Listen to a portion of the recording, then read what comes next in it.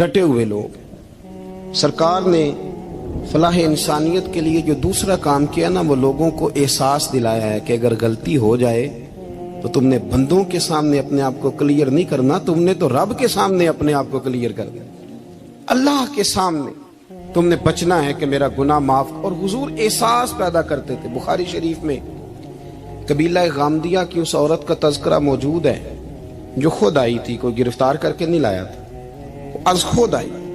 एहसास पैदा हो गया ना गुनाह का। यहाँ बहुत सारी गलतियां करके भी लोग जब अपनी बात करते हैं तो कहते हैं कभी याद तो नहीं किसी के साथ ज्यादती की हो, याद तो नहीं कभी किसी का। भाई आपने इतने बड़े वली होने का दावा कर दिया। इंसान तो इंसान रहता है। बड़े बड़े लोग कह गए कि या अल्लाह अगर अनजाने में भी भूल गए हैं तो हमसे दरगुजर फरमा, लेकिन जब हम तैयार ही नहीं मानने को। हजरत अनस बिन मालिक कहते हैं वो खातून आई, कोई पकड़ के नहीं लाया, किसी 14 दिनों के रिमांड पे नहीं उसे मनवाया गया, उसे वो खुद बखुद आई और करीम महबूब अलैहिस्सलाम के सामने जब वो खड़ी हुई तो इतने दर्द से मैंने कम लोग रोते देखे हैं जिस दर्द से वो रोई। अर्ज करने लगी हुजूर मैं गलती कर बैठी हूं, मुझसे जिना हो गया, मुझे पाक कर दे। तो महबूब करीम अलैहिस्सलाम ने फरमाया तू कैसे साबित करेगी तूने गुनाह किया? यानी मुजरम को साबित करना पड़ रहा है कि मैं गुनाहगार। ये वो कमाल है कि इंसानों को एहसास होने लगे कि यहाँ हम गलत हैं। जब एतराफ़ जुर्म होता है, जब बीमारी की तशखीस होती है तो फिर उसका इलाज भी हो जाता है। हजरत अनस बिन मालिक कहते हैं वो अर्ज करने लगी हुजूर मेरे पेट में नाजायज बच्चा है। हुजूर ने फरमाया जा जब बच्चा पैदा हो तो फिर आना। वो 8 माह के बाद आई तो उसकी गोद में फूल सा बच्चा था। हुजूर ने फरमाया वापस जा, जब रोटी खाने लग जाए तो फिर आना। वो 2 साल 2.25 साल दूध पिलाती रही।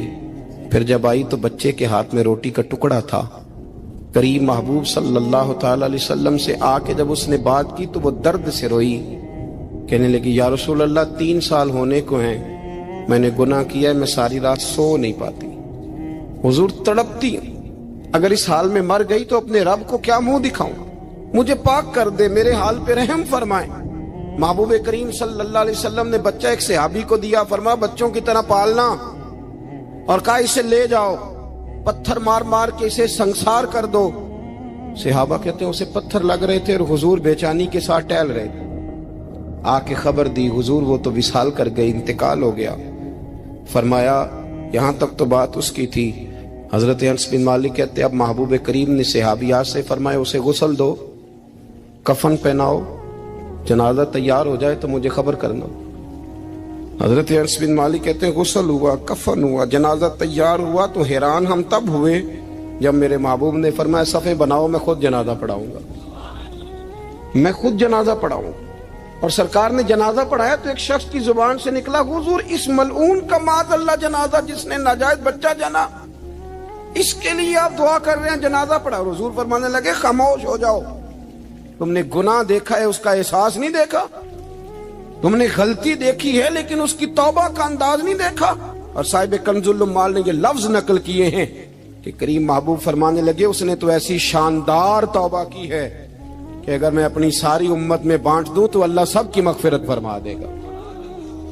एहसास जब पैदा हो जाता है ना अपने दिल के अंदर कि यहाँ मैं गलत हूं। इन्नल आब्दा इज़ा तारफा सुम्मा ताबा ताबल्लाहु अलैहि औ कमा क़ाल नबी सल्लल्लाहु अलैहि वसल्लम रवाहु मिशकात। हुजूर ने फरमाया जब कोई बंदा कहता है ना अल्लाह मैं भूल गया था, और फिर वो तौबा करता है तो रब उसकी तौबा को फौरन ही कबूल फरमा लेता है। हजरत अब्दुल्ला बिन उज़ाफा जिहाद कर रहे थे, रूम के ईसाइयों ने गिरफ्तार कर लिया। 1000 आदमी ने मिल के पकड़ा, गिरफ्तार नहीं होते थे सहाबी। 1000 आदमी ने घेरा डाला, गिरफ्तार करके ले गए। और जब बादशाह के सामने गए तो वजीर कहने लगा बादशाह बंदा बड़े काम का है, अगर हमारे काबू आ गया तो फायदा देगा। सहाबी हैं हजरत अब्दुल्ला बिन उज़ाफा, हजरत फारूक आदम का जमाना है, अगर काबू आ गया तो फायदा देगा। बादशाह कहने लगा क्यों, क्या खूबी है? कहने लगे हम 1000 आदमी थे, ये अकेला काबू नहीं आ रहा था, 1000 आदमी थे, अगर हमारी फौज में शामिल हो गया तो बहुत बड़ा जर्नैल मिलेगा। बादशाह कहने लगा कोई मसला नहीं, 2-3 चीजें होती हैं बंदे को खरीदने के लिए, खरीद लेते हैं। बादशाह कहने लगा عبداللہ جتنی دولت تجھے چاہیے میں تجھے دے دیتا ہوں، میرے لشکر میں آ جا، معاذ اللہ اسلام چھوڑ دے۔ حضرت عبداللہ بن حذافہ کیا فرماتے ہیں بڑا تو بیوقوف ہے، میں نے دولت کمانی ہوتی تو مدینے میں بیٹھ کے تجارت کرتا، میں دولت کمانے نہیں نکلا، میں تو رسول اللہ کی رضا کمانے کے لیے نکلا ہوا ہوں۔ دولت کمانی ہوتی تو کسی مارکیٹ میں ہوتا، میدان میں آنا تھا، شہادت ہے مطلوب مقصود مومن، نہ مال غنیمت نہ کشور کشائی، یہ دولت تو لونڈی ہے رسول اللہ کے دروازے کی، یہ تو پیچھے پیچھے پھرتی ہے نبی پاک کے غلاموں، یہ کمانی ہوتی تو میں کسی مارکیٹ میں ہوتا، میدان میں تھوڑا ہوتا۔ عبداللہ بن حذافہ سے دوسری چال چلی، کہنے لگے میاں عہدہ جو تجھے چاہیے، میں بادشاہ ہوں، میرے نیچے جو عہدہ تو کہے گا وہ تجھے مل جائے گا۔ حضرت عبداللہ بن حذافہ کہنے لگے شاید تجھے پتہ نہیں میری تعریف کیا ہے، شاید تو جانتا نہیں میری تعریف کیا ہے۔ کہا صاحب کی کیا تعریف ہے؟ کہنے لگے میں رسول اللہ کا صحابی ہوں اور کائنات میں سب سے بڑا عہدہ مصطفیٰ کے صحابی ہونے کا عہدہ ہے۔ صحابہ وہ صحابہ تھے جن کی ہر صبح عید ہوتی تھی، خدا کا قرب حاصل تھا، نبی کی دید ہوتی تھی۔ فرمایا میں نے حضور کے جلوے دیکھے ہوئے ہیں، مجھے عہدے کی ضرورت ہی نہیں، اور میں نے عہدہ لینا ہوتا تو میں سیاست کرتا، میں تو شہادت لینے نکلا ہوں میدان میں، عہدے کا میں نے کیا کرنا ہے؟ اب بادشاہ کہنے لگا اسے قتل کر دو، وزیر کہنے لگا نہیں ایک بات اور ہے، مجھے ایک چال اور چلنے دو۔ کہا وہ کیا؟ کہنے لگے میری بیٹی بڑی خوبصورت ہے، مجھے موقع دو اپنی ہی بیٹی کو سجا بنا کے، وہ جوان جس کی جوانی اتنی بڑی ہے کہ 1000 آدمی مقابلے میں کھڑا نہیں ہوتا، اس جوان کے کمرے میں رات کی تنہائی میں بنا سوار کے بی بی کو بھیجا۔ وہ بی بی کہتی ہے میں ساری رات بن سور کے اس صحابی کے کمرے میں بیٹھی رہی، لیکن یہ کیا شخص تھا، ساری رات ہی مسلح پہ بیٹھا رہا، ساری رات ہی، کچھ دیر تھک جاتا تو یہ کریم رسول پہ درود پڑھنا شروع کر دیتا۔ بی بی کہتی ہے سحری ہو گئی تو میں نے چھو کے دیکھا کہ انسان ہے کہ جن ہے، یہ بندہ ہے کہ فرشتہ ہے، چھو کے دیکھا۔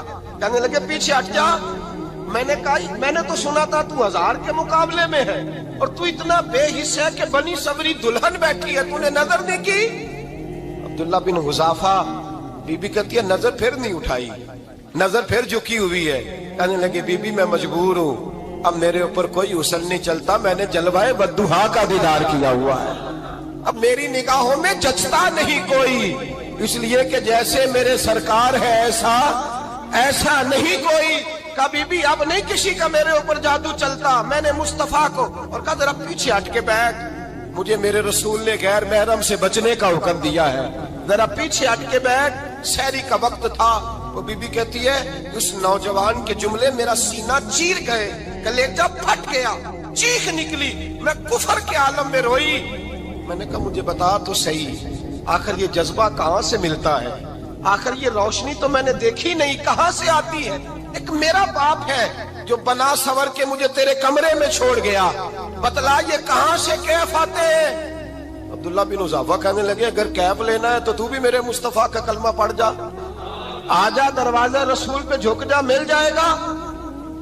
سویرے دروازے پہ باپ آیا بیٹی سے رزلٹ لینے، دروازہ کھولا تو بیٹی نقاب پہنے باہر آئی، باپ کہنے لگا کیا بلا؟ کہنے لگی پیچھے ہٹ جا، تو غیر محرم ہے، کافر ہے، میں مسلمان ہوں۔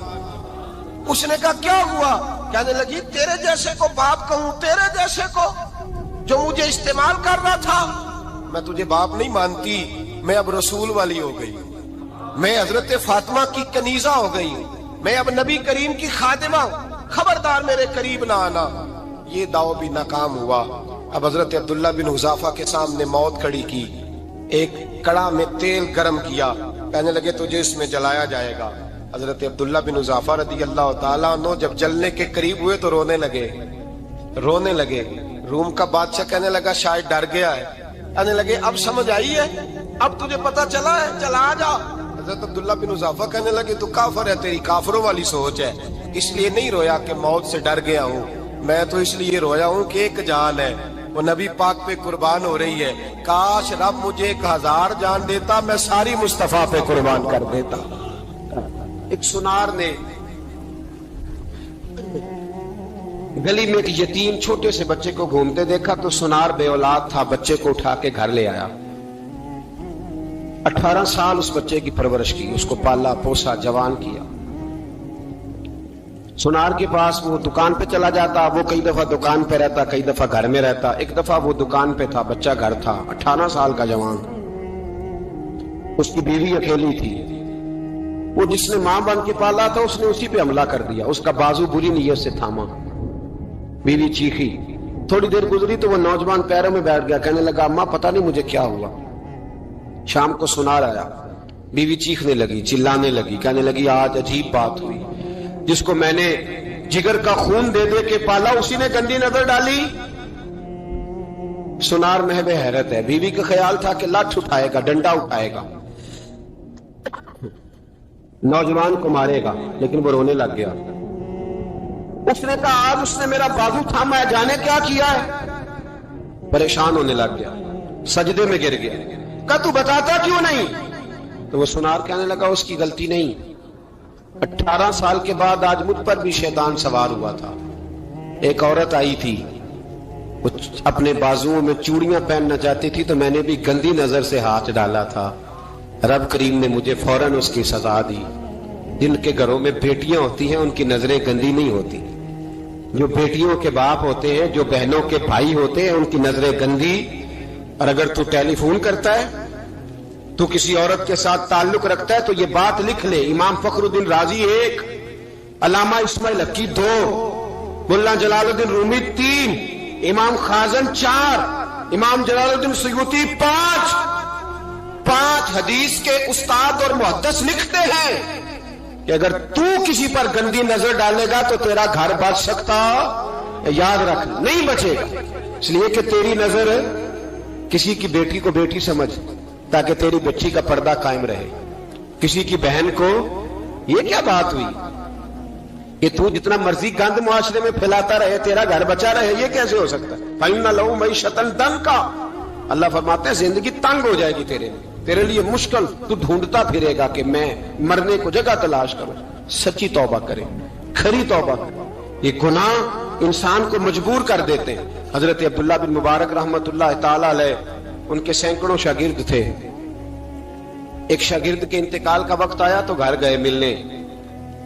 آپ کہتے ہیں میں نے زور لگا لیا پر اس کی زبان پر کلمہ جاری نہیں ہوا۔ میں اسے کہتا کلمہ پڑھ پر اس کی زبان پر جاری۔ اللہ اکبر، بہت بڑی نعمت ہے۔ دعا فرمائیں اللہ ایمان کی موت عطا فرمائے، ایمان کی موت دے اللہ کریم، ایمان کی موت دے۔ ایسے بھی لوگ دیکھے ہیں، مسجد نبوی ہے، رسول اللہ کا شہر ہے، سر سجدے میں ہے، روح پرواز کر گئی، روح پرواز۔ کتنا نصیبوں والا ہے، کتنا نصیبوں والا ہے کہ مسجد نبی میں سر سجدے میں رکھا ہے اور اللہ تبارک و تعالیٰ نے محبوب کے قدموں میں موت عطا فرمائی۔ تو حضرت عبداللہ بن مبارک کہتے ہیں میں نے اس کو کہا کلمہ پڑھ تو اس کی زبان پہ جاری نہیں ہوتا۔ میں بار بار کہتا تو وہ منت کرتا، کہتا حضور میں کوشش کرتا ہوں جاری نہیں ہوتا۔ فرماتے میں پریشان ہو کے اٹھا، ابھی میں دروازے پہ پہنچا تھا اس نے چیخ ماری اور روح پرواز کر گئی۔ بچے رونے لگے، بیوی رونے لگی، تو میں نے اس کی بیوی سے کہا کہ جرم کیا کرتا تھا، اتنا بڑا پاپی پہ کلمہ جاری نہیں ہوا۔ اس کی زوجہ کہنے لگی حضرت جی 2 گناہ تھے اس کے، ایک تو یہ شراب کا عادی تھا، روکتی تھی باز نہیں آتا تھا، اور دوسری بات یہ کہ یہ اپنی اماں کا نافرمان تھا، وہ 2 گلیاں چھوڑ کے رہتی ہے، یہ کبھی ملنے نہیں گیا تھا، اس بوڑھی کا کلیجہ اس کی طرف سے بڑی تکلیف میں تھا۔ تو حضرت عبداللہ بن مبارک کہنے لگے جا تو بھی دعا کر، اس کی ماں کو بھی کہہ دعا کرے کہ یہاں تو یہ کلمہ نہیں اسے نصیب ہوا، اللہ کرے اللہ آخرت کی منزلیں اس کی بہتر فرما دے۔ یہ حدیث سنانے لگا ہوں، حدیث ہے، حدیث رسول ہے۔ جوان خاص کر کے ذرا میری بات پہ توجہ کریں، اور بزرگ خاص کر توجہ کریں جنہوں نے تربیت کرنی ہے۔ سنیں، حضور کی بارگاہ میں ایک نوجوان آیا ہے، یہ سنگ میل ہے حدیث، اس کو یاد رکھنا۔ عرض کی حضور میں سارے گناہ چھوڑ سکتا ہوں، زنا نہیں چھوڑتا۔ حضور مجھے زنا کی اجازت ہونی چاہیے۔ میرے حبیب نے تھپکی دی، بٹھا لیا۔ میں کہتا ہوں حضور نے گناہگاروں کو معاشرے سے کاٹا نہیں، ان کی تربیت فرمائی ہے، ان کی تربیت فرمائی ہے، ان کو قریب فرمایا۔ میرے حبیب کریم صلی اللہ علیہ وسلم نے فرمایا ادھر آ بیٹھ جا، بیٹھ گئے۔ حضور نے فرمایا تو پسند کرتا ہے تیری ماں کے ساتھ کوئی بدکاری کرے؟ حضور نہیں، फरमाया तू पसंद करता है तेरी बेटी के साथ कोई बदकारी करे?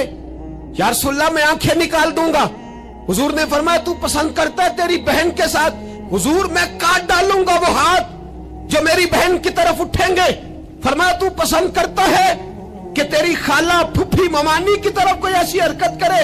हुजूर मैं काट के रख दूंगा उन लोगों को जो बात भी करेंगे। मेरे हबीब ने फरमाया अच्छा, जिसके साथ तू बदकारी की इजाजत मांग रहा है वो किसी की मां नहीं लगती, वो किसी की बहन नहीं लगती, और किसी की बेटी नहीं होगी?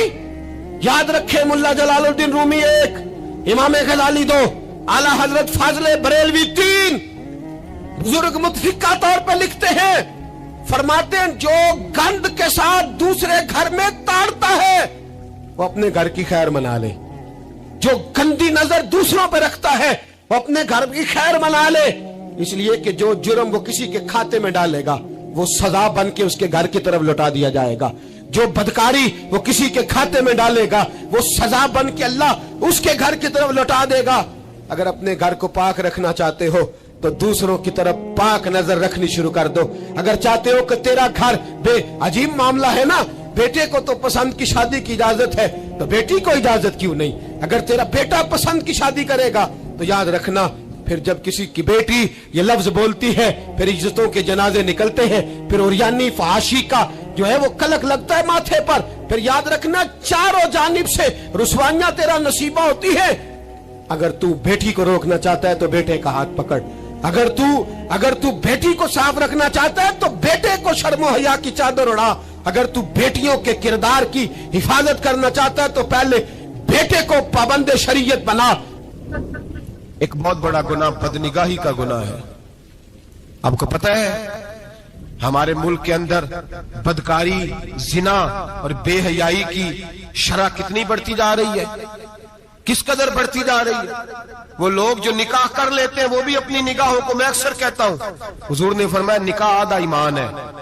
जिसने निकाह कर लिया उसका ईमान मुकम्मल हो गया। तो जो निकाह के बाद भी बाज ना आया, मैं उसको बेईमान नहीं कहता, लेकिन नबी पाक ने फरमाया जो निकाह कर ले उसका ईमान, बोलिए ईमान महफूज हो गया, उसका ईमान, सारे बोलिए ईमान। और जो फिर भी बाज ना आए, हुजूर कह रहे ईमान मुकम्मल हो गया। और जो ना बाज आया क्या फतवा दिया जाए हदीस की रोशनी में? मेरे नबी पाक की बारगाह में औरतें आई तौबा करने, बैत करने, मुसलमान होने। तो हुजूर बैत लेते वक्त फरमाने लगे मेरे साथ वादा करो, झूठ नहीं बोलोगी, गीबत नहीं करोगी, जिना नहीं करो। एक औरत बोल पड़ी, कहने लगी या रसूल अल्लाह सल्लल्लाहु अलैहि वसल्लम मैं मुसलमान तो नहीं पर खानदानी हूं, मेरे घर वालों के जहन में भी कभी जिना का ख्याल नहीं आया।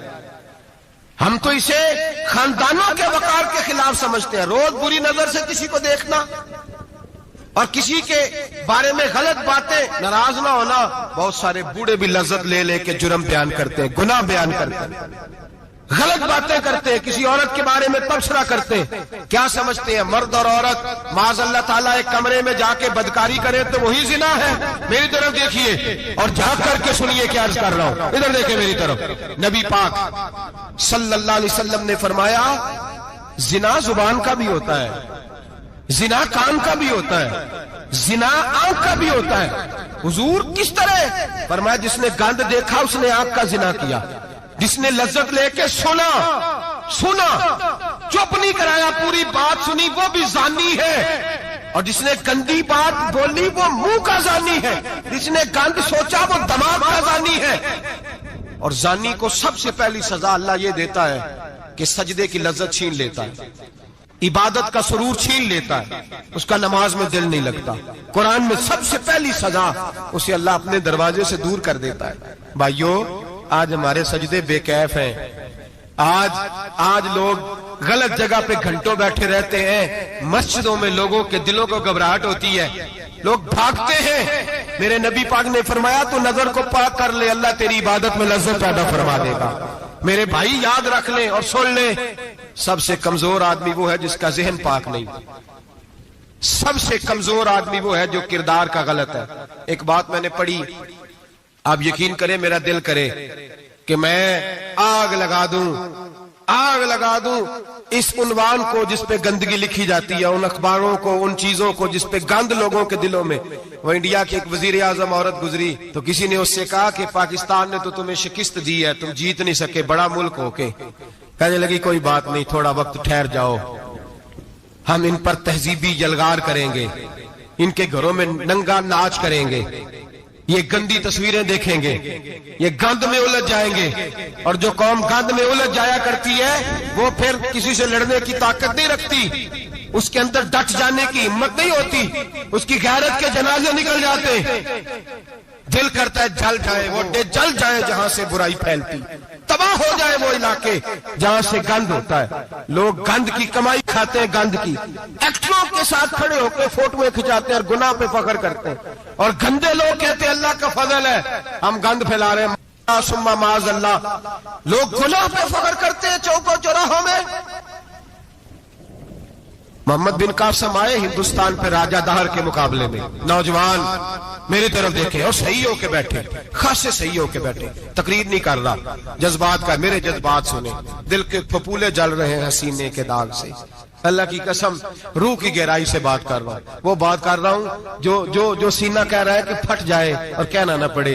कुरान और हदीस पढ़ते हैं और फिर अपना हाल देखते हैं तो लगता यह है कि अजाब करीब आ गया है, लगता है जमीन फटने वाली है, आसमान गिरने वाला, लगता है करीब आ गया सारा कुछ। समझे क्या अर्ज कर, ये बात अगर आप समझ गए तो कीमत वसूल हो गई। इसको समझ गए तो समझ ले आपके मिजाज के अंदर अल्लाह ने तब्दीली पैदा कर दी। मोहम्मद बिन कासिम 18 साल का जवान, एक औरत की इज्जत पर राजा दहर हिंदू ने हमला किया, मोहम्मद बिन कासिम बचाने आए।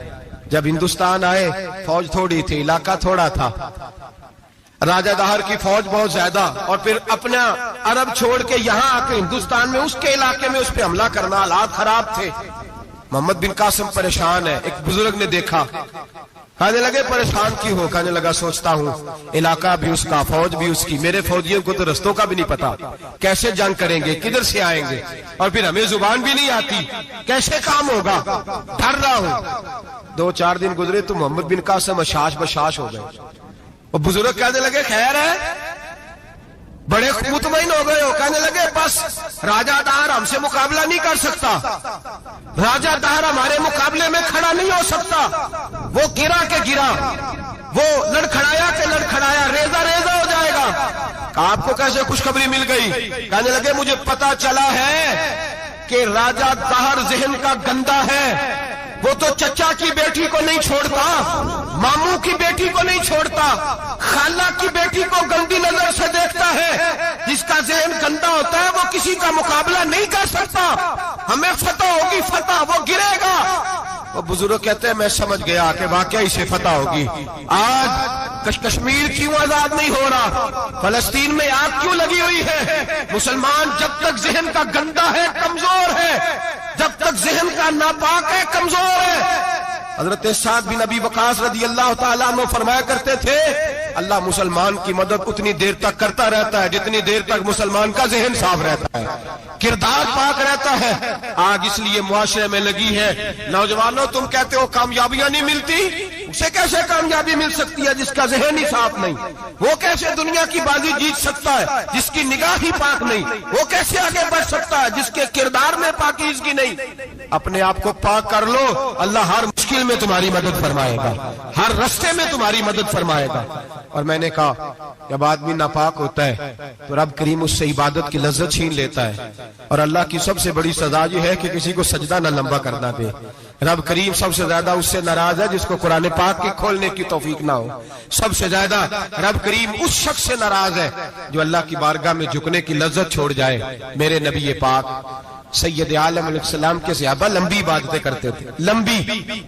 किसी ने कहा था रूम के बादशाह थे कि ये मुसलमान फातेह क्यों हो जाते हैं? तो उसने कहा मैंने मौला अली के जमाने में जासूसी कराई थी, पता किया था कि हर मैदान में कामयाब क्यों होते हैं। तो कहते मैंने देखा ये दिन के मुजाहिद होते हैं पर रात के आबिद होते हैं। अब आगे बढ़ते हैं। कुरान मजीद ने सूरह नूर की आयत नंबर 30 में कहा कि कुल लिल मुमिनीन यगुद्दु मिन अबसारिहिम, फरमाया कि ए महबूब अलैहिस्सलाम मोमिन मर्दों से कह दो कि अपनी नजरें झुका के रखें। اپنی نظریں. اور اگلی آیت میں فرمایا وَقُلْ لِلْمُؤْمِنَاتِ يَغْضُضْنَ مِنْ أَبْصَارِهِنَّ. فرمایا کہ اے محبوب مومن عورتوں سے بھی کہہ دو کہ اپنی نظریں جھکا. مرد بھی اپنی نظر جھکا کے رکھے گا عورت کی طرف، لیکن یہ ساری پابندی صرف مرد پر نہیں، عورت بھی غیر محرم کا چہرہ نہیں دیکھے گی، اس پر بھی اسی طرح نظر جھکانے کا حکم ہے جس طرح کہ وہ ہر دکاندار کو بھائی جان کہہ کے گفتگو کرنے کی اس کو بھی اجازت نہیں ہے کہ وہ بھی وہ سمجھے کہ پابندی تو مرد نے کرنی تھی، میں نے تھوڑی کرنی تھی. وہ جس کے پاس جائے، جہاں بھی جائے، ڈاکٹر کے پاس جائے، باہر جائے، تو وہ جس طرح مرضی اس کا دل چاہے وہ بات چیت کرے، اس کی عورت کو بھی اجازت اسلام نہیں دیتا. بنیادی طور پہ اسلام شرم و حیا کا دین ہے، حیا کی بات کرتا ہے. حیا کی جب ہم تعریف کرتے ہیں تو حیا کی تعریف یہ ہے کہ کوئی کبھی چیز دیکھ کے نا تو آپ کی طبیعت میں کراہت محسوس ہو، آپ کوئی غلط جملہ منہ سے نکالتے ہوئے ذرا جھجکیں، آپ کوئی غلط بات کرتے ہوئے تھوڑا بوجھ محسوس کریں. ہمارے ہاں تیزی سے فروغ پایا ہے بے حیائی نے. سنگیوں کی محفلیں، یاروں کی محفلیں، اس میں غلیظ گفتگو ہوتی ہے الا ماشاء. جن دوستوں کو بڑی پاک صاف گفتگو کرنی چاہیے. دوستی کا رشتہ بڑا مقدس رشتہ ہے، جو یہاں ایک دوسرے سے پیار کریں گے جنت میں بھی اکٹھے داخل کیے جائیں گے. شرط یہ ہے کہ پیار اللہ رسول کی رضا کے لیے ہو، لیکن اس کے اندر اگر آپ کی گفتگو کچی ہو، کمزور ہو، فحاشی والی ہو، عریانی والی ہو. وہ ہمارے ہاں تو اب اس کو لوگ فیشن سمجھتے ہیں، اس کو مردانگی کی علامت سمجھتے ہیں کہ وہ جی ساری باتیں جی وہاں ہو گئیں اور جس کا جو جی چاہا اس نے کہا. آپ جب حیا کے دائرے میں ہوتے ہیں تو آپ خود بھی سکون محسوس کرتے ہیں. دیکھیں نا، آپ کو نیند سکون سے کہاں آتی ہے؟ جہاں کمرہ بند ہو، چاروں جانب دیوار ہے، اوپر چھت ہے، خالی دروازہ بھی کھلا ہوا ہونا تو جب بندہ سکون لینا چاہتا ہے تو کہتا ہے یار ذرا دروازہ ذرا بند کر دو. وہ اچھی طرح اپنے آپ کو چھپا لیتا ہے نا حیا کے پردے میں، تو اللہ اسے سکون عطا کرتا ہے. اور جو اس سے بھی زیادہ ٹھنڈی نیند میں جانا چاہتا ہے وہ کہتا ہے لائٹ بھی بند کر دو. اب وہ مکمل طور پہ سمجھتا ہے کہ میں چاروں جانب سے چھپ گیا ہوں، اگر میں کھل کے بھی سو جاؤں گا تو میرا چونکہ پردہ قائم ہے تو مجھے کوئی دشواری نہیں ہوگی. آپ جب چھپ جاتے ہیں، جب آپ حیا کے اندر سمٹ جاتے ہیں، جب آپ چادر کے اندر آ جاتے ہیں تو آپ بہت ساری جگہوں پہ آسانی محسوس کرتے ہیں. تو حیا تو آپ کو سکون دیتی ہے، حیا تو دل کو راحت دیتی ہے. میں بڑی ذمہ داری سے بات عرض کرتا ہوں، قرآن مجید نے نا ایک مقام پہ مذاق کو، ایک مزاح ہوتا ہے خوش طبی، وہ نہیں مذاق اڑانا. قرآن پاک نے نا مذاق کو ایک جگہ پہ جاہلوں کا طریقہ بھی قرار دیا. بنی اسرائیل کے لوگوں سے حضرت موسیٰ نے کہا کہ گائے ذبح کرو اور ایک ٹکڑا مقتول کو مارو، زندہ ہو کے خود بتا دے گا مجھے کس بندے نے قتل کیا. تو کہنے لگے آپ ہمارے ساتھ مذاق کر رہے ہیں. تو قرآن مجید کہتا ہے کہ حضرت سیدنا موسیٰ علیہ السلام فرمانے لگے اعوذ باللہ ان اکون من الجاہلین. فرمانے لگے میں اللہ کی پناہ مانگتا ہوں کہ میں جاہلوں میں سے ہو جاؤں. یہ مذاق کرنا تو جاہلوں کا طریقہ ہے. اگر آپ کی زبان سے بے حیائی کا جملہ نکل گیا، اگر آپ کی زبان سے بے حیائی کا جملہ نکل گیا، آپ نے کہہ دیا کہ ہم آزاد لوگ ہیں، جو مرضی کریں گے، جو مرضی کہیں گے، جو ہمارا دل میں آئے گا کریں گے، تو پھر تو لوگ آپ کا وہ حشر کریں گے کہ آپ سے برداشت ہی نہیں ہوگا. جس کا لوگ مذاق بنا لیتے ہیں اور جو مذاق بن جاتا ہے پھر اسے کچھ جینے دیتا ہے. آپ حیا کی چادر میں چھپیں گے تو بچیں گے. اگر آپ نے اپنا مذاق بنوا لیا یہ کہہ کے کہ میں نے مرضی کرنی ہے، پھر یاد رکھنا چھپنے کو جگہ نہیں ملے گی، پھر تکلیف میں آ جائیں گا، پھر بہت بڑی اذیت کا شکار ہو جائیں. شرم و حیا، عرب کے اندر جو کنواری لڑکیاں تھیں ان میں بڑی حیا ہوتی. الحمدللہ میں بڑے فخر سے کہتا ہوں کہ میرے پنجاب کی، میرے پاکستان کی بیٹیاں بھی 20 دفعہ ان کا ابا کہے تیری شادی کرنی ہے تو وہ آنکھ نہیں اٹھا پاتی آج بھی. یہ تو وہ چند لوگ ہیں جو کہتے ہیں ہم ہائی کلاس ہو گئے، ہمیں نہیں پتا کہ وہ روشن خیال ہو گئے ہیں کہ روغن خیال ہو گئے، پتہ نہیں کدھر چلے گئے. ورنہ ہماری بیٹیاں آج بھی جب ان سے ان کا باپ، ان کی ماں بات کرتی ہے تیری شادی کی، تو وہ تو شرم کے ساتھ پچھلے سے پچھلے کمرے میں چھپتی ہیں.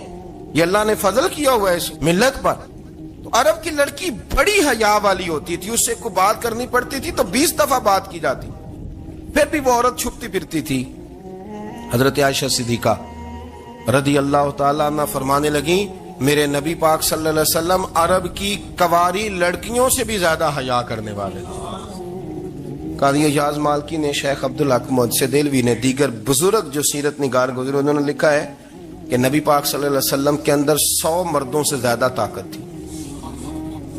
100 मर्दों से ज्यादा ताकत। अब जो बात कहने लगा हूं, जो नतीजा देने लगा हूं, उस पर खास तवज्जो आप फरमाएंगे। जरा फिक्री तौर पर, नजरियाती तौर पर एक चीज को समझिए। हम समझते हैं कि जवान लड़का है जी, जो मर्जी करे, उम्र है जी। आप जरा बात पर गौर कीजिएगा कि हुजूर सल्लल्लाहु अलैहि वसल्लम में ताकत 100 मर्दों से ज्यादा है और हया कवारी लड़कियों से भी ज्यादा है। जरा इस बात का तकाबुली जायजा कीजिएगा कि ताकत 100 मर्द से ज्यादा है, लेकिन हया कवारी लड़की से भी ज्यादा है। इसका माना ये हुआ कि जिस टहनी को फल ज्यादा लग जाते हैं वो झुका करती। तो हया तो हुस्न है, हया तो आपको पाक साफ करेगा, हया तो आपको निराला करेगा, अनोखा करेगा। वो हमारे एक दानिशवर है, अपना मजमून लिखा, कई बातें बड़ी पसंद आती हैं। वो कहते हैं कि मेरी अहलिया, उनको भी किसी ने ना मिस गाइड कर दिया था, हालांकि अच्छी खातून है, किसी ने मिस गाइड कर दिया। वो भी समाजी और वेलफेयर, और ये खवातीन को शौक होता ना बनने का, तो वो भी समाज के अंदर अच्छा मकाम तलाश करने के मूड में आ गई। तो कहीं एक दिन जाना था, तो बड़ी बन सवर के मेरे साथ वो गाड़ी में बैठ गई। तो मैं गाड़ी में, औरतों को ये भी मसला होता है ना कि हमारी तारीफ करो, तो कई दफा बाद मर्दों बेचारों को झूठ बोलना पड़ता है, वो जबरदस्ती कराती है ना जी। तो उसमें गुंजाइश भी दी है शरीयत ने गुंजाइश दी है कि कभी बीवी को राजी करने के लिए खिलाफ वाक़या बात करनी पड़े तो कर लेनी चाहिए। तो वो कराती भी हैं। 3 मौके पर खिलाफ वाक़या बात करने की इजाजत है। वाक़े के खिलाफ भी आप बात कर सकते हैं। जंग के मौके पर 2 लोगों को सुलह कराने के लिए और बीवी को राजी करने के लिए कर लें कोई ऐसी बात, बेशक अपनी तबीयत पे जबर करके कर ले, गुंजाइश है, इजाजत है। वो कहते हैं जब वो गाड़ी में मेरे साथ बैठी बन सवर के, वो तकाजा करने लगी कि मैंने मतलब बड़े अच्छे कपड़े पहने हैं पर आपने तवज्जो नहीं कराई। वो सियाना बंदा था, वो चाह रहा था कि मेरी खातून समझ जाए। वो कहते हैं मुझे पता था कि बेचारी मिस गाइड हो गई है, दिल की बड़ी अच्छी है, सियानी है, लेकिन इसको ना कुछ खवातीन ने, कुछ लोगों ने मिल के इसको ज़हन गलत कर दिया है कि समाज में निकलो, बाहर जाओ, काम करो, फलां करो, अपनी मर्जी से जियो। तो मेरे साथ गाड़ी में बैठी कहीं जाने के लिए, तो मुझसे कहने लगी कि आपने मेरी तरफ तवज्जो ही नहीं की, आपने कोई जिक्र ही नहीं किया कि मैं कैसी लग रही हूँ। तो कहते हैं मैंने उसे कहा कि अगर तू नाराज ना हो तो फिर मैं सही वाली तारीफ कर दूं। तो उसने कहा कि आप कर दें। तो कहते हैं मैंने दर्द से और खुलूस से अपनी बीवी से कहा, खुलूस के साथ। मैंने कहा मैं तो रोज घर होता हूँ, रोज शाम को घर होता हूँ, अगर तू मेरे लिए तैयार होती तो मैं तेरी तारीफ करता, लेकिन आज तो तू बाहर जाने के लिए तैयार हुई, तो फिर उनसे तारीफ की उम्मीद रख जिनके लिए तूने तैयारी की है। मेरे लिए तैयारी करती तो मैं तो हर शाम तेरे पास होता हूँ। कहते हो मेरे लफ्जों में दर्द था तो वो भी रो पड़ी। तो कहने लगी आप गाड़ी रोक दें, मुझे बाहर जाके किसी को राजी नहीं करना, मैंने उसे राजी करना है जिसको रब करीम ने मेरा शौहर बनाया और मेरे लिए मुंतखब किया है, मेरे माँ बाप को। मैं वापस लौटती हूँ। ये एक पहलू है सुलगता हुआ, इसको समझा जाए। रसूल करीम सल्लल्लाहु अलैहि वसल्लम अरब की कवारी लड़कियों से ज्यादा हया वाले थे। कवारी लड़कियों से ज्यादा हुजूर हया फरमाया करते थे। जब खाना काबा की मक्का शरीफ में तामीर हो रही थी ना, अहले अरब उसको तामीर कर रहे थे, तो नबी पाक सल्लल्लाहु अलैहि वसल्लम अपने चचा हजरत अब्बास के साथ खाना काबा की तारीफ में मसरूफ थे। तो अरब के लोग चूंकि लंबा कुर्ता पहनते थे पैरों तक, तो नीचे अगर किसी वक्त कुछ चीज नहीं भी होती थी तो किसी को वो नजर नहीं आती थी, क्योंकि पर्दा रहता था, लंबा कुर्ता पहना हुआ होता था। तो जब बच्चे, सरकार की उम्र मुबारक भी अभी थोड़ी थी, तो इस तरह बच्चे जब निकलते तो वो कई दफा अपनी तहमद उतार देते नीचे से, और कोई मजदूरी करने लगते तो 3-4 तय करके ना तामद की कंधे पे रख लेते। जिस तरह कभी देहातों में लोग कपड़ा सर पे रखते थे कि ऊपर अगर कोई वजनी चीज रखेंगे तो वो तकलीफ नहीं देगी। نبی پاک صلی اللہ علیہ وسلم بھی سب لوگوں کے ساتھ خانہ کعبہ کی تعمیر میں شامل تھے.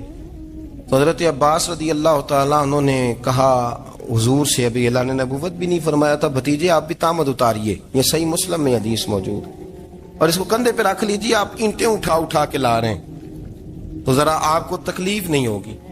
تو سرکار دو عالم صلی اللہ علیہ وسلم سے یہ بات کہی، اور پھر جلدی سے حضور کی تامد کو نکال کے نا، حالانکہ لمبا کرتا پہنا ہوا ہے، تو وہ جیسے ہی ان کے کندھے پہ رکھا اینٹیں رکھنے کے لیے، تو سرکار تو زمین پہ گر گئے، بے ہوش ہو گئے، آنکھیں آسمان کی طرف. اور پھر حضور پکار رہے ہیں، آزاری آزاری آزاری، میرا تامد دے دو، میرا تامد دے دو. کبھی کوئی شخص اس وجہ سے بھی بے ہوش ہوا ہے کہ میرے وجود سے کپڑا اتر گیا ہے؟ حالانکہ سرکار پر وہ بے ہوشی بھی نبی پاک کا وہ جو غلبہ ہے نا شرم و حیا کا، اس کی وجہ سے ہو. ورنہ تو حضور فرماتے ہیں کہ میری آنکھیں سو جاتی ہیں، دل تو میرا اس عالم میں بھی جاگتا رہتا ہے. تو سرکار زمین پہ تشریف لے آئے، آنکھیں میرا تامد دے دو، میرا تامد دے دو. تو جلدی سے انہوں نے تامد دیا تو حضور نے باندھ لیا. پھر طبیعت مبارک میں تسلی ہوئی. یعنی ہم اس رسول کے غلام ہیں کہ جن کے تو وجود سے کپڑا اتر جائے تو حضور برداشت نہیں کرتے، قبول نہیں فرماتے، تکلیف شروع ہو جاتی. لیکن یہاں نوجوان ہیں اور بڑا قد کاٹ ہے اور بڑے بڑے سمجھدار لوگ ہیں، گرمی آتی ہیں تو شارٹ کپڑے پہن کے گھومتے ہیں. ان کو خیال نہیں کہ یہ وہ والا لباس ہے جو باہر تو کیا گھر میں اماں کے سامنے نہیں پہننا چاہیے، بہنوں اور بیٹیوں کے سامنے نہیں پہننا چاہیے. آپ کی گفتگو میں شرم و حیا ہو، آپ کے لب و لہجے کے اندر حسن ہو. آپ کو پتہ ہے نبی پاک صلی اللہ علیہ وسلم نے فرمایا میری امت میں سب سے زیادہ حیا کرنے والے عثمان غنی ہیں. عثمان غنی سب سے زیادہ حیا کرنے والے. آپ فرمایا کرتے تھے جب سے حضور کا چہرہ دیکھا ہے میں نے کبھی اپنی شرمگاہ بھی نہیں دیکھی، میں نے آنکھوں کا وضو نہیں توڑا، اور جب سے حضور کے دست مبارک میں نے بیعت کے لیے سیدھا ہاتھ بڑھایا تو پھر سیدھا ہاتھ میں نے کبھی گندگی کو نہیں لگایا. حیات. آپ باتھ روم کے اندر بھی غسل فرماتے تھے تو کپڑوں سمیت کرتے تھے. کسی نے کہا حضرت جی واش روم کے اندر کیوں نہیں کپڑے اتارتے؟ آپ فرمانے لگے باہر بندوں سے حیا کرتا ہوں، اندر جاتا ہوں تو رب سے حیا آنی شروع ہو جاتی، وہ تو دیکھ رہا ہے نا. تو میں جو بات آپ کی خدمت میں عرض کرنا چاہتا ہوں اس کو آپ سمجھیے گا میرے عزیز، کہ شرم والا مزاج، گفتگو بھی شرم والی، آنکھیں بھی شرم والی، لباس بھی شرم والا، دوستی یاری بھی شرم والی، بہت ساری ایسی باتیں. دیکھیں نا آپ ذرا، میں نے کہا کہ باتوں کو سن کے گزر نہ جایا کریں، اس کی گہرائی پر غور کریں. حضور علم کا سمندر ہے، سرکار سے زیادہ علم دنیا میں کسی کے پاس موجود نہیں ہے، اور صحابہ کو موقع ملا ہوا ہے اس سمندر سے فیض لینے کا. لیکن ان کی حالت یہ ہے کہ حضرت علی المرتضیٰ فرماتے ہیں 14 دن گزر جاتے. حضور سے کوئی سوال پوچھنا ہوتا تھا پر میں شرم کے مارے نہیں پوچھ پاتا تھا. 14 دن بخاری شریف میں موجود ہے. ایک دن نبی پاک صلی اللہ علیہ وسلم نے پوچھا صحابہ سے کہ وہ کون سا درخت ہے جس کے پتے نہیں گرتے، اور وہ درخت اس طرح ہے جس طرح مومن ہوتا ہے، وہ درخت میرے مومن کی طرح بتاؤ.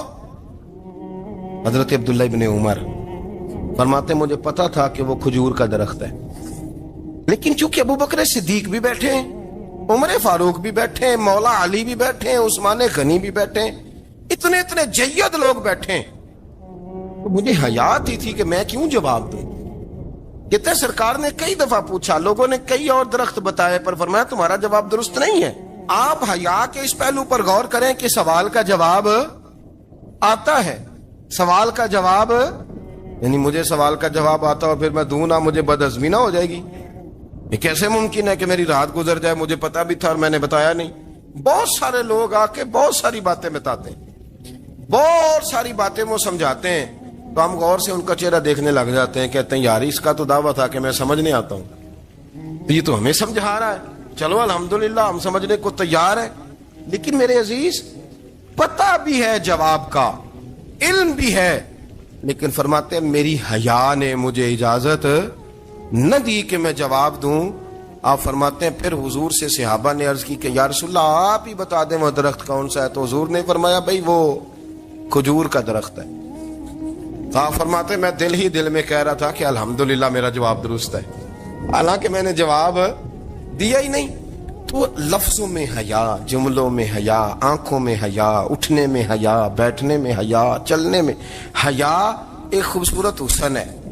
اور نبی پاک صلی اللہ علیہ وسلم نے فرمایا جب تو بے حیا ہو جائے نا پھر تو آزاد ہے، پھر تو جو مرضی کا، پھر تو جو. اس لیے بزرگ جب کسی کو بے حیا کہتے تھے نا، اللہ اکبر، اور جب کسی کو کہتے تھے نا یہ بے حیا ہے تو لوگ سمجھتے تھے کہ کوئی ہلکی سی بات کر دی، لیکن ان کا معنی یہ ہوتا تھا کہ بس بھائی اب اس کے ساتھ کوئی کلام کرنے کی ضرورت ہے، اس کو اب اصلاح کی ضرورت نہیں، یہ بے حیا ہے. کیا معنی کہ اب یہ جو اس کے دل میں آئے گا وہ کرے گا، جو اس کی طبیعت چاہے گی وہ کرے گا، اب یہ کسی پہلو بھی قابو آنے کو تیار بے حیا ہو گیا. بے حیائی بہت بڑا عیب ہے. اور جو لوگ کہتے ہیں کہ ہمیں بالکل آزادی ہونی چاہیے، ہمارا اپنا جسم ہے تو ہماری اپنی مرضی چلے گی. ایک وزیر صاحب ہیں، پتہ نہیں میں ان کو جانتا تو نہیں، انہوں نے سینٹ میں تقریر کی ہے، میں نے ان کی بات سنی ہے. اس نے کہا نہیں بھائی، جسم رب کا ہے تو مرضی بھی تو رب کریم کی چلے گی، اور مرضی بھی اللہ کی. یہ مجھے تھوڑا سا مسئلہ ہے جسم پر، کبھی کبھی مجھے کثرت سفر سے الرجی ہو جاتی ہے. میرے ساتھ لوگ نا دل سے پیار کرتے ہیں، شاید ہی کوئی اچھا ڈاکٹر ہو جس تک میرے سنگی مجھے لے کے نہ گئے ہوں، پر جسم اللہ کا ہے نا، مرضی بھی جب چاہے گا صحت دے گا. کیوں کچے کاموں میں لوگ پڑ گئے، کیوں غلط لوگ سوچ میں پڑ جاتے ہیں؟ یہ اسی کا ہے. اور جب وہ چاہے گا، آپ اس بات کو اچھے طریقے سے سمجھ لیں کہ جو اپنی مرضی چوکوں چوراہوں میں کر رہے ہوتے ہیں نا، جو مرضی گاندمند، وہ جانور ہوتے ہیں، وہ جانور ہوتے ہیں جو نہ چونک دیکھتے ہیں نہ گلی دیکھتے ہیں، نہ انہیں پتہ ہوتا ہے کہ جگہ کون سی ہے. وہ انسان، میں نے کہہ دیا جو میں نے کہنا تھا، میں نے کہہ دیا، وہ جانور ہوتے. اور جو کچھ انسان ہوتے ہیں نا، ان کے اندر کچھ نہ کچھ پھر شرم حیا بھی ہوتی ہے. وہ چوکوں چوراہوں میں وہ حرکتیں اور وہ کام نہیں کرتے جو جانور کرتے ہیں. ان کے لیے بڑے پردے ہوتے ہیں، ان کے لیے بڑی باتیں ہوتی ہیں، ان کے لیے بڑا کچھ ہوتا ہے. جو بالکل آزاد ہو جائے، کوئی پتہ نہ ہو کس وقت کیا کہنا ہے کیا کرنا ہے، تو پھر وہ دائرہ انسانیت سے خارج ہو جاتا ہے. ہم آپ کو کیا دعوت دیں؟ آپ تو وہ باتیں کر رہے ہیں جو اسلام کا انسانیت کے حق میں بھی ٹھیک نہیں. آپ تو وہ والی باتیں کر رہے ہیں ان کا انسانیت بھی تقاضا نہیں کرتی کہ یہ باتیں ہونی چاہیے. لیکن ایک بات، میں تو جذباتی نہیں ہوتا، میں بڑے غور سے چیزوں کو دیکھتا ہوں، سنتا ہوں. اور نہ میں ان موسمی مینڈکوں کی، وہ مجھے عاتق صاحب کہنے لگے جی بڑے بڑے مولوی ایک بندے کے ساتھ بیٹھے ہوئے ہوتے تھے اور وہ روزے میں بڑے بڑے درس دیتا تھا تو وہ بھی فلانی حرکتیں کر رہا ہے. تو میں نے کہا ہم نے تو پرانا کہا تھا کہ موسمی مینڈک ہے، تو پرانے کہہ رہے ہیں کہ اداکار ہے. تو وہ جہاں کاسٹ کریں گے وہاں وہ اداکاری کرے گا. آپ کسی مذہبی جگہ کر لیں تو وہاں کر لے گا، کہیں اور جگہ کریں گے تو ہم تو پرانا کہہ رہے ہیں. تو کسی کو کبھی سمجھ آتی ہے تو کسی کو کبھی اور جگہ جا کے سمجھ آتی ہے. خوشبو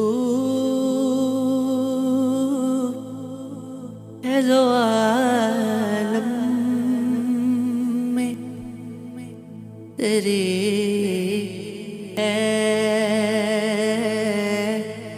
گلے چیدہ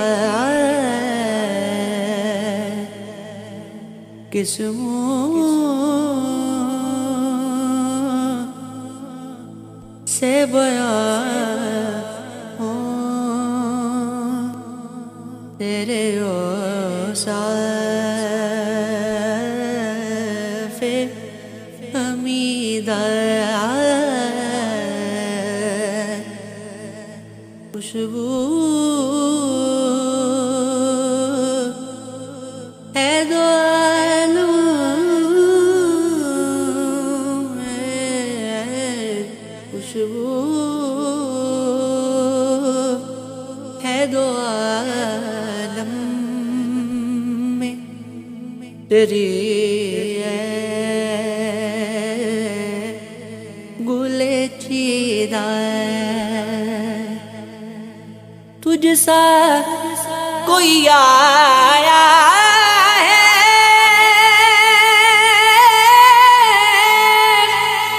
نیا